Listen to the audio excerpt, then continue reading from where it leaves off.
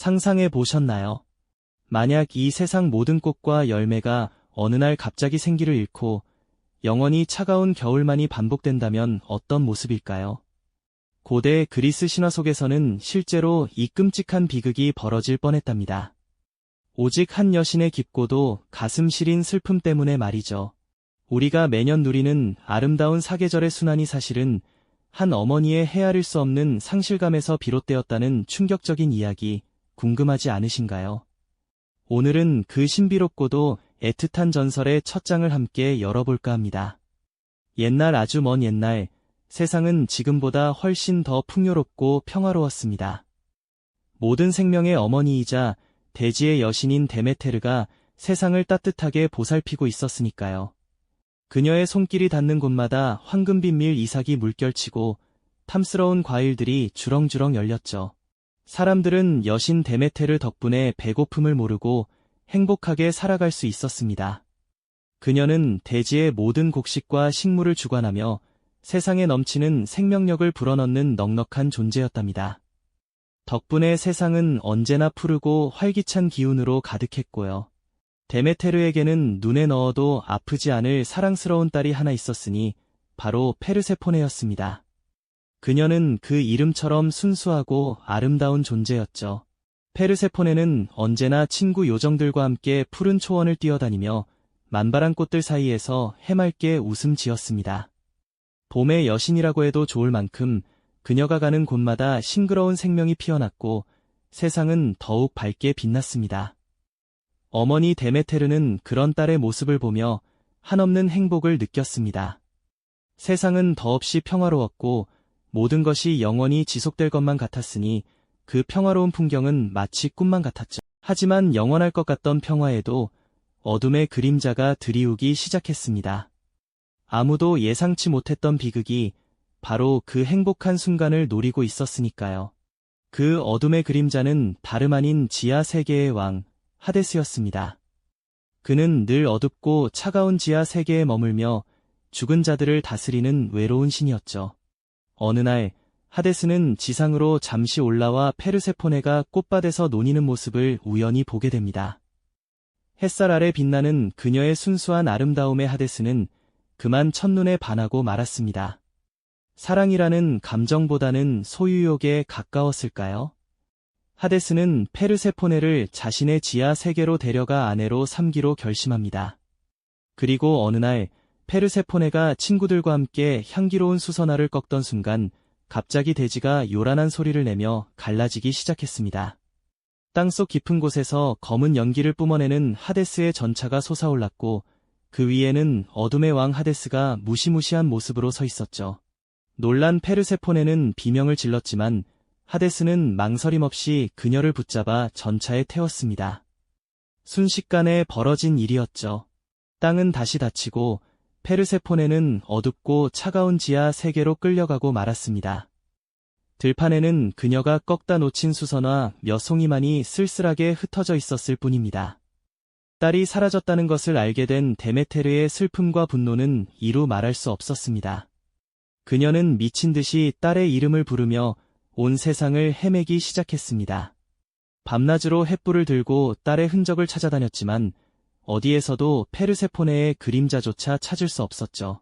그녀의 눈에서는 마르지 않는 눈물이 흘렀고 그 슬픔은 대지를 덮치기 시작했습니다. 대지의 여신 데메테르의 가슴에 새겨진 그 깊은 상실감은 과연 어떤 결과를 초래하게 될까요? 다음 이야기가 궁금해지지 않으신가요? 사랑하는 딸 페르세포네를 잃은 대지의 여신 데메테르의 슬픔은 단순한 어머니의 눈물을 넘어섰습니다. 그것은 온 세상을 뒤흔들고 얼어붙게 할 만큼 거대한 분노이자 절망이었죠. 그녀의 가슴에 새겨진 그 깊은 상실감은 대지의 모든 생명력을 거두어들이는 저주로 변했습니다. 데메테르는 더 이상 씨앗을 싹 틔우지 않았고 땅은 굳게 닫혀 어떤 생명도 품으려 하지 않았습니다. 한때 황금빛으로 물결치던 탐스러운 밀밭은 갈색빛으로 변해 바스라졌고 주렁주렁 탐스러운 과일을 매달았던 나무들은 앙상한 가지만을 드러낸 채 서서히 말라갔습니다. 생명의 기운이 넘치던 푸른 강물은 이내 메마른 바닥을 드러냈고 꽃들은 활짝 피어보지도 못하고 시들어버렸죠.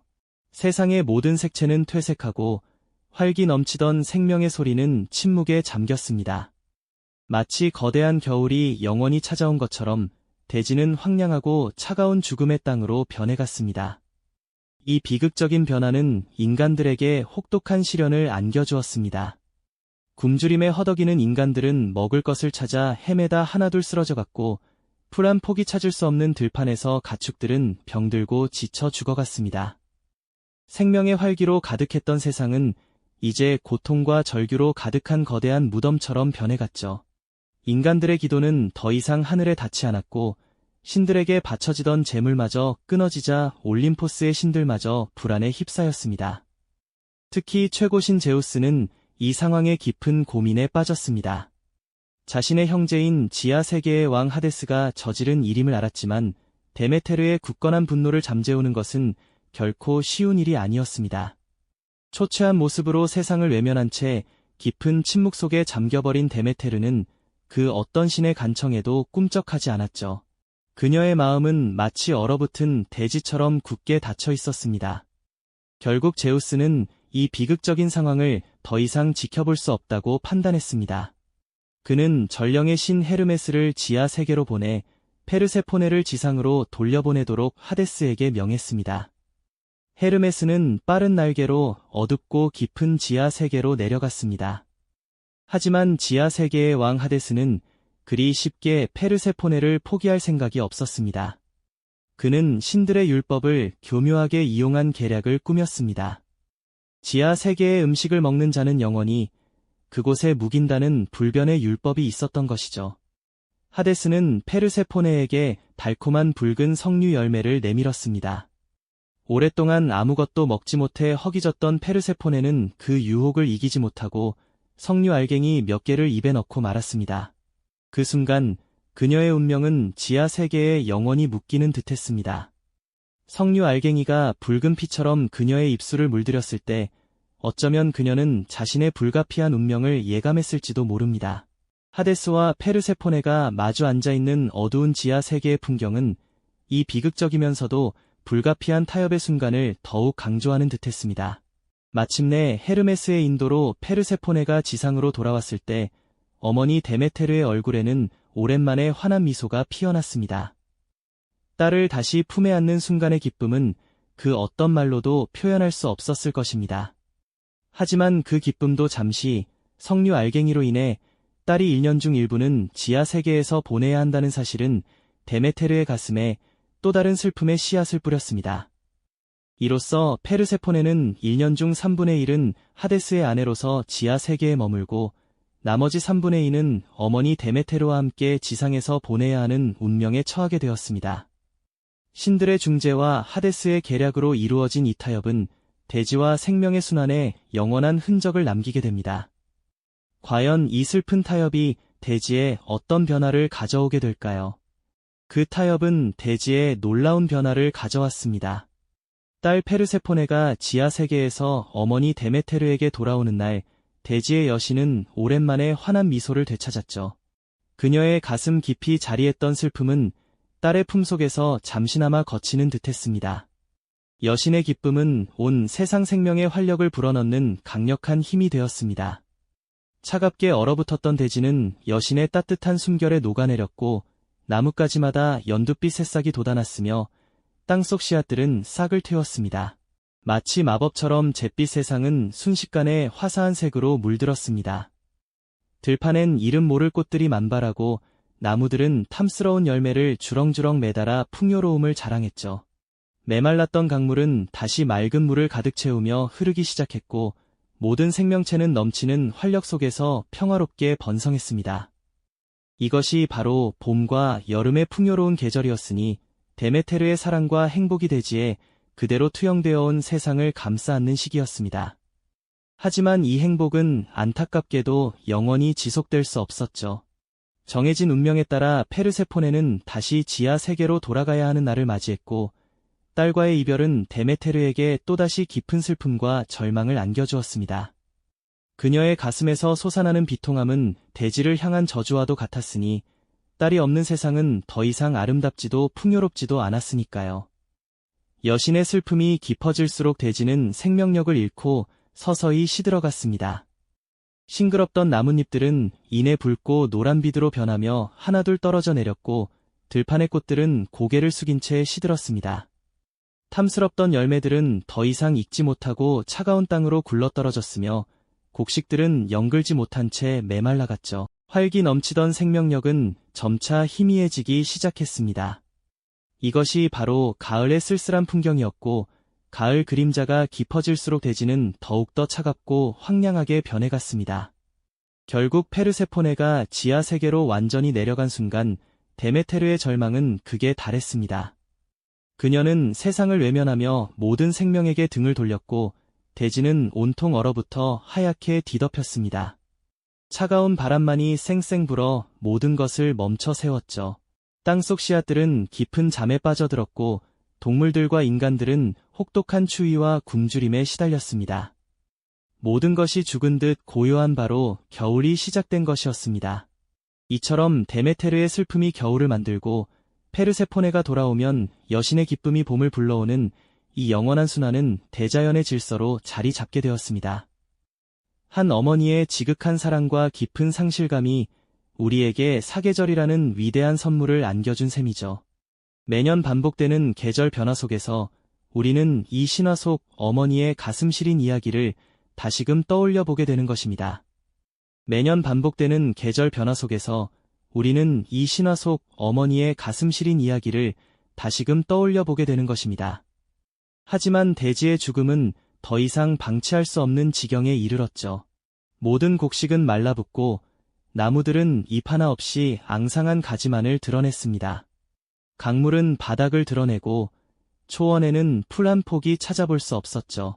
만물의 생명이 시들고 굶주린 인간과 짐승들의 신음이 하늘에 닿자 신들의 왕 제우스는 마침내 더 큰 비극을 막기 위해 중재에 나서기로 결심합니다. 그는 전령의 신이자 지하 세계를 오갈 수 있는 유일한 신인 헤르메스를 불러 하데스에게로 보냈습니다. 지하 세계의 어둠 속으로 내려간 헤르메스는 하데스에게 페르세포네를 지상으로 돌려보내달라는 제우스의 엄명을 전달했습니다. 하데스는 자신의 지하 왕국에 속한 페르세포네를 쉽게 내어줄 리 없었죠. 그는 처음에는 완강히 거부하며 자신의 권리를 주장했지만 대지가 황폐해져 신들조차 더 이상 제물을 받지 못하는 심각한 상황이라는 제우스의 강력한 의지와 경고 앞에 결국 물러설 수밖에 없었습니다.